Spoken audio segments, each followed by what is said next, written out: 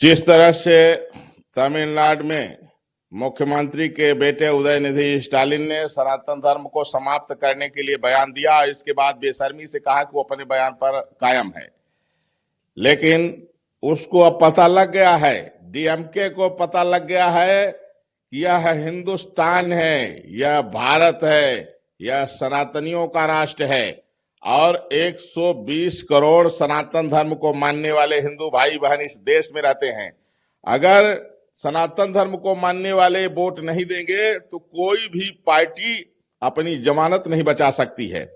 इसलिए डीएमके को अब डर सताने लग गया है।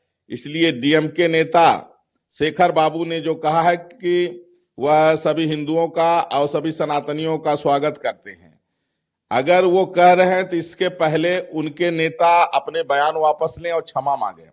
अगर उनके नेता अपने बयान पर कायम है तो उनका यह जो बयान है यह कोई मायने नहीं रखता है। यह जनता समझ गई है कि ये भयभीत है, इनको डर लग रहा है, इनको ये बात जो है तो पता हो गई है कि सनातनी अब अपमान नहीं सहेगा। अभी तक ये लोग गाली देते रहे और फिर भी सनातनी इनका समर्थन करते रहे, लेकिन अब जो लोग सनातन धर्म को समाप्त करने की बात कह रहे हैं, अब कोई भी हिंदू उनको सपोर्ट नहीं करेगा, चाहे वो किसी भी पार्टी के हो, किसी भी जाति के हो, किसी भी क्षेत्र के हो, किसी भी भाषा में से हो। अब जातिवाद, भाषावाद और क्षेत्रवाद के नाम पर हिंदुओं को कोई बांट नहीं सकता है। जो सनातन धर्म को खत्म करने की बात करेगा उसकी जमानत जब्त होगी, वो अपने आप समाप्त हो जाएगा। वोट की चोट अब इन पर लगेगी, इस बात को इनको अच्छी तरह से पता लग गया है, तभी अपने नेताओं से अब मरहम लगाना शुरू किए हैं। लेकिन जब तक उदयनिधि स्टालिन अपने बयान को वापस लेकर के माफी नहीं मांगेगा तब तक जो है कोई भी सनातनी उनको वोट नहीं दे सकता है। और हमने जो कहा है कि जो उसका गर्दन काटेगा उसको 10 करोड़ दूंगा, और मैंने इनाम बढ़ा दिया। आज मैं इनाम बढ़ा रहा हूं।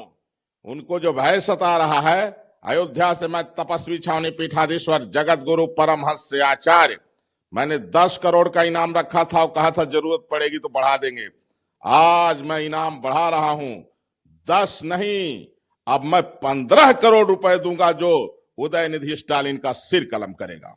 जिस तरह से बिहार के शिक्षा मंत्री चंद्रशेखर यादव ने हिंदू धर्म ग्रंथों की तुलना पोटेशियम साइनाइड से किया है, अयोध्या से मैं तपस्वी छावनी पीठाधीश्वर जगत गुरु परमहंस से आचार्य, मैं महामहिम राष्ट्रपति श्री द्रौपदी मुर्मू जी को और देश के सर्वोच्च न्यायाधीश को मैं निवेदन करता हूं कि इस मामले में हस्तक्षेप करें। नहीं, जिस तरह से हिंदुओं को लेके, सनातन धर्म को लेकर के लगातार हेट स्पीच दी जा रही है। एक तरफ उदयनिधि स्टालिन सनातन धर्म को समाप्त करने की बात करते हैं, उनके नेता ये राजा जो है तो उसका अपमान करते हैं, कुष्ठ और HIV से तुलना कर रहे हैं।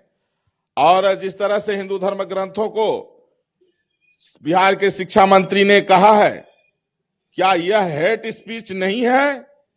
अगर हरियाणा में मोहित यादव उर्फ मोनू मानेसर जो गौ रक्षा कर रहे हैं, गो तस्करों से लड़ाई कर रहे हैं, उस परम गो भक्त को जो है गिरफ्तारी हो जाती है, उसकी हेट स्पीच को जो है तो संज्ञान ले लिया जाता है, जबकि उनकी हेट स्पीच नहीं है, वो अपने धर्म की रक्षा कर रहे हैं। और जो हेट स्पीच है, बड़े बड़े संवैधानिक पदों पर बैठे हुए लोग जो हेट स्पीच दे रहे हैं, इनके ऊपर विधिक कार्रवाई कब होगी?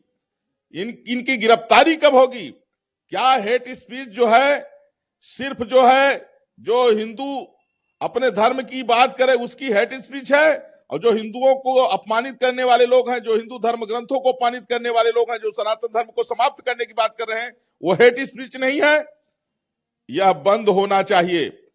और आश्चर्य है कि अभी तक इन लोगों के ऊपर विधिक कार्रवाई क्यों नहीं हो रही है? क्या यह इंतजार किया जा रहा है कि 120 करोड़ लोग जब हथियार उठाएं अपने धर्म रक्षा के लिए तब सुनी जाएगी? अयोध्या से मैं तपस्वी छावनी पीठाधीश्वर जगत गुरु परमहंस से आचार्य, मैं इस मामले में निष्पक्ष कार्रवाई चाहता हूं।